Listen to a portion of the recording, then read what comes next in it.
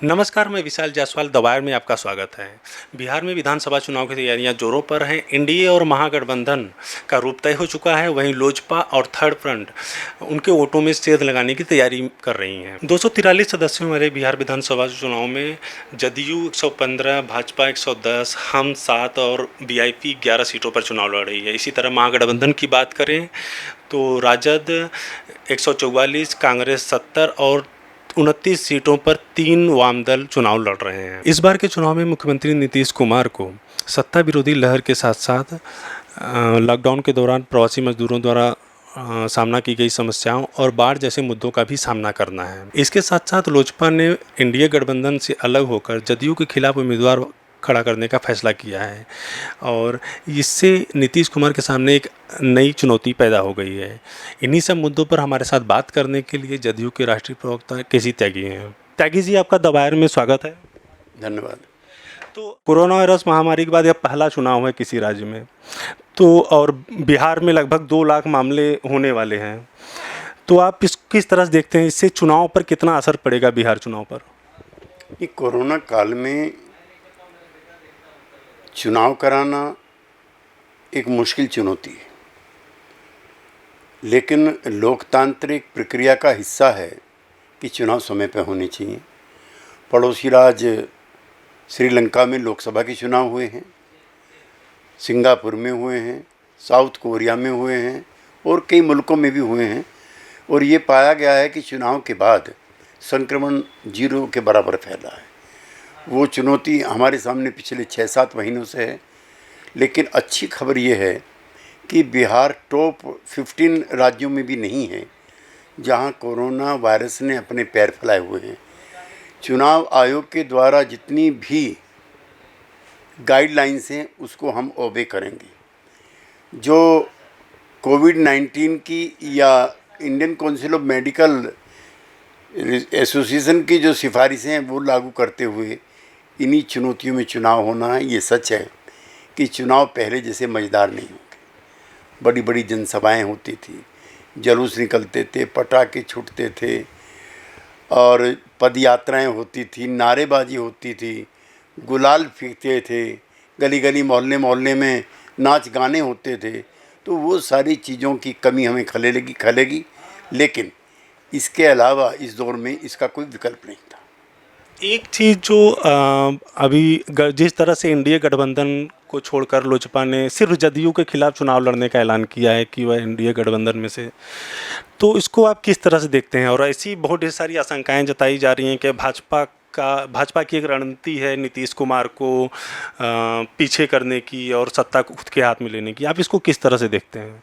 देखिए, एलजेपी और जेडीयू ने कभी भी इकट्ठे मिलकर चुनाव नहीं लड़ा, ना 2000 में, ना 2005 में, ना 2010 में, ना 2015 में। इसलिए वो हमारे प्रोस्पेक्ट खराब करेंगे इसकी संभावना 0 है। जहाँ तक गठबंधन का सवाल है, ये आज का नहीं है, ये अटल जी के समय का चला आ रहा गठबंधन है, और किसी एक नेता के या किसी एक दल के कुप्रचार से आप भी प्रभावित हैं कि हमारे और बीजेपी के बीच में कोई चीज़ अलग अलग है।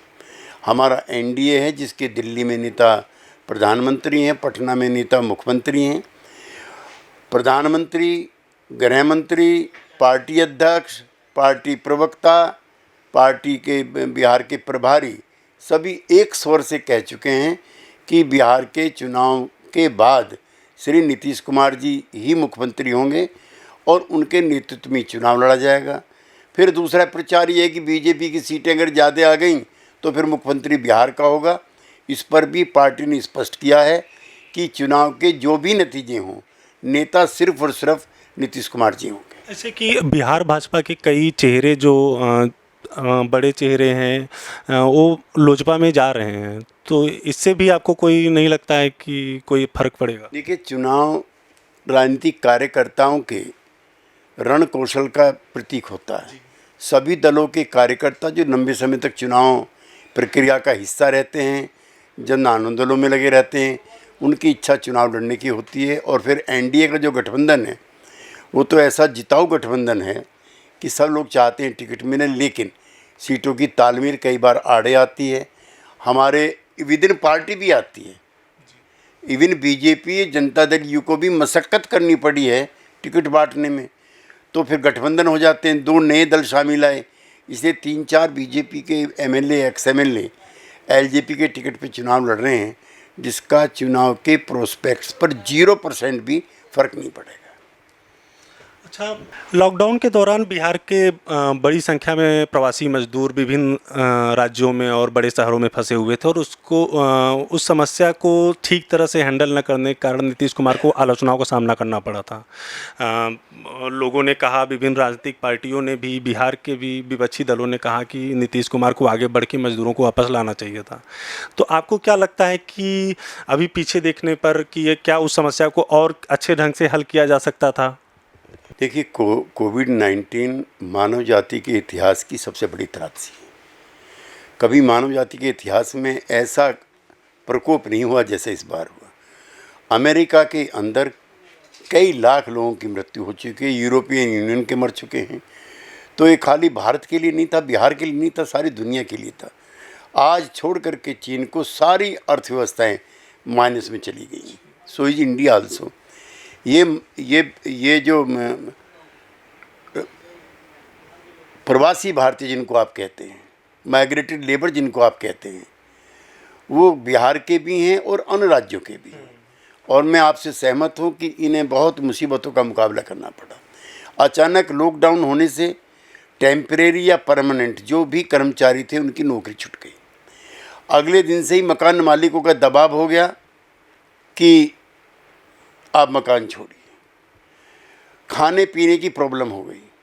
वो उन्हीं दौरान प्रधानमंत्री का WHO की गाइडलाइन पर एक वक्तव्य आया था कि जो जहाँ है वहाँ रहे, जान है तो जहान है। उसी के तहत जब ऊंचे पैमाने पर मुंबई से, दिल्ली के आनंद विहार से ट्रेनों में बैठ कर के लोग चलने को थे, तो उनको महाराष्ट्र की सरकार हो या दिल्ली की सरकार हो, वो भी संक्रमण का मजाक उड़ा रहे थे। या तो 2 गज की दूरी बनाने के लिए कह रहा है WHO, वहाँ एक आदमी 10,000 आदमी एक साथ बैठे हुए हैं, संक्रमण ना फैले। इसको ध्यान में रखते हुए प्रधानमंत्री भी और मुख्यमंत्री भी चाहते थे कि कुछ समय के लिए जो जहाँ है वहाँ रहे, ताकि संक्रमण ना फैल पाए। लेकिन जब एक स्थिति ऐसी आ गई कि वो वहाँ नहीं रह सकते थे, उनके लिए ट्रेनें भी मुहैया कराई गई। 5-5 हज़ार रुपये हर बिहारी के खाते में दिए गए। घर लौटने के बाद क्वारंटाइन की व्यवस्था की गई। उसके बाद 500 रुपये घर जाने के लिए दिए गए। और कोई परिवार नहीं बचा है जिसको 5 किलो गेहूँ, चावल या दाल मुहैया ना कराई गई हो। ये सही है, उनको दिक्कतें हुई, बिहार में रोज़गार की संभावनाएं कम थी, वो आए।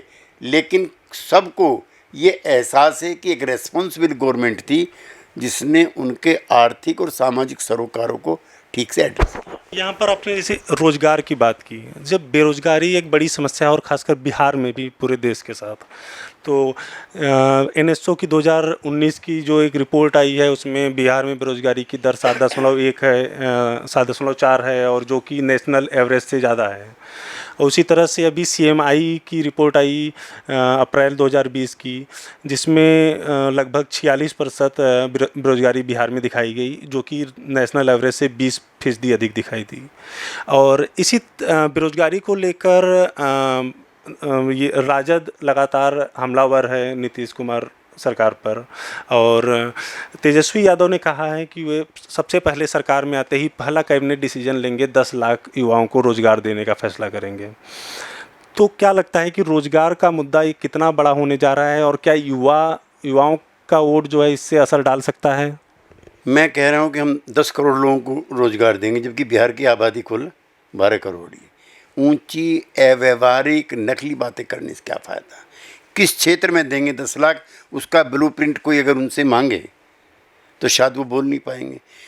बिहार के बंटवारे के बाद सारे संसाधन झारखंड चले गए, सारी कोल माइंस वहाँ चली गई, सारे बड़े शहर चले गए, शिक्षा के केंद्र चले गए, धनबाद चला गया, रांची चला गया, टाटा नगर चला गया।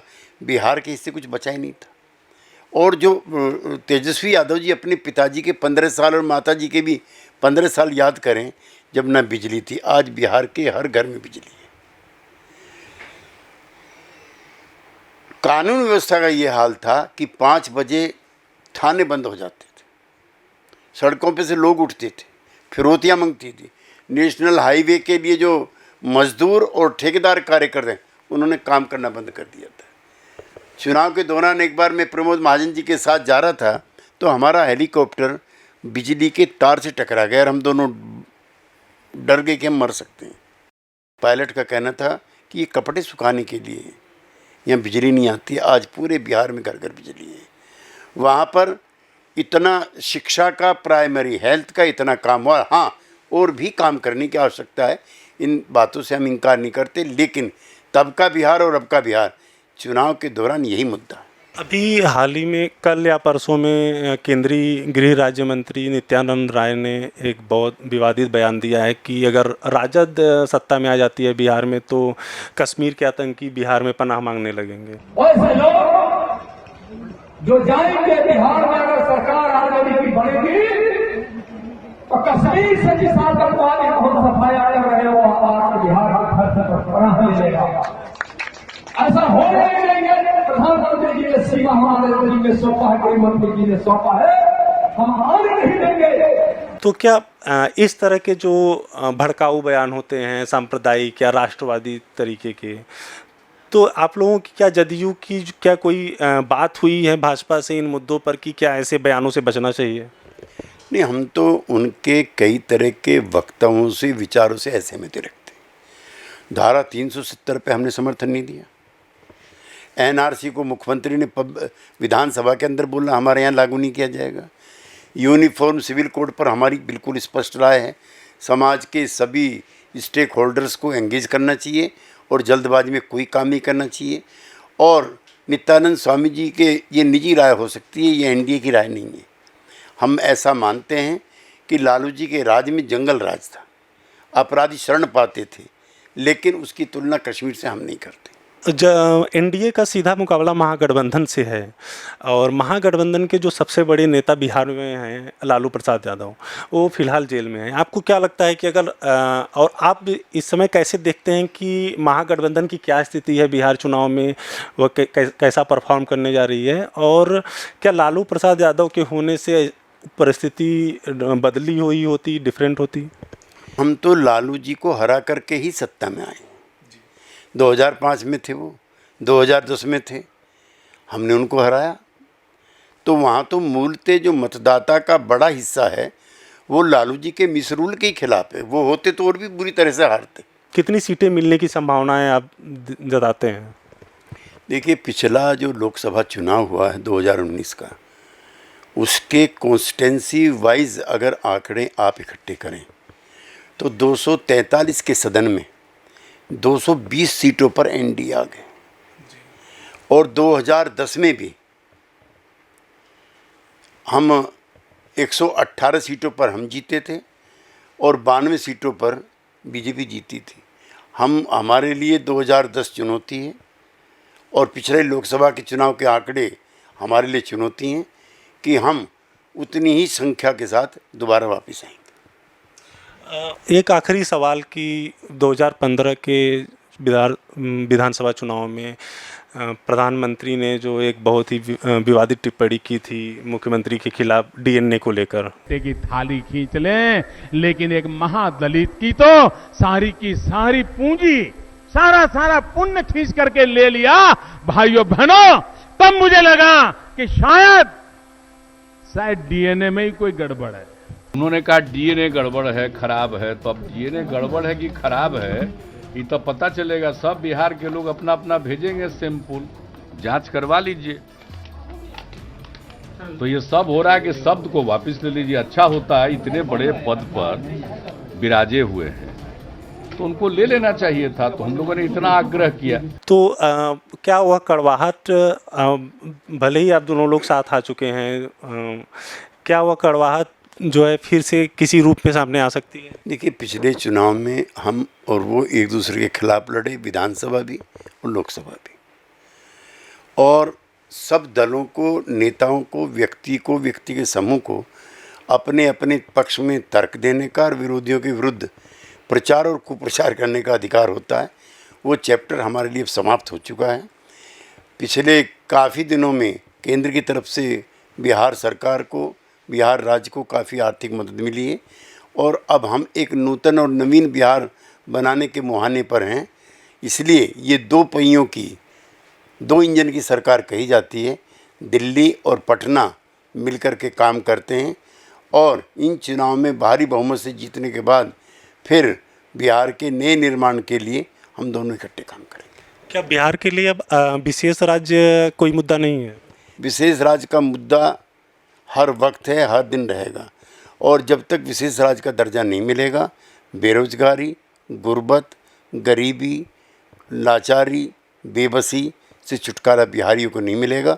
हमारा इस सरकार से भी आग्रह है, कांग्रेस पार्टी की सरकार से भी आग्रह था, बिहार को विशेष राज्य का दर्जा दो। तो ये थे हमारे साथ जदयू के राष्ट्रीय प्रवक्ता केसी त्यागी। द वायर से जुड़ने के लिए आपका बहुत बहुत धन्यवाद। द वायर के और वीडियोस देखने के लिए सब्सक्राइब करें और बेल आइकन पर क्लिक करें।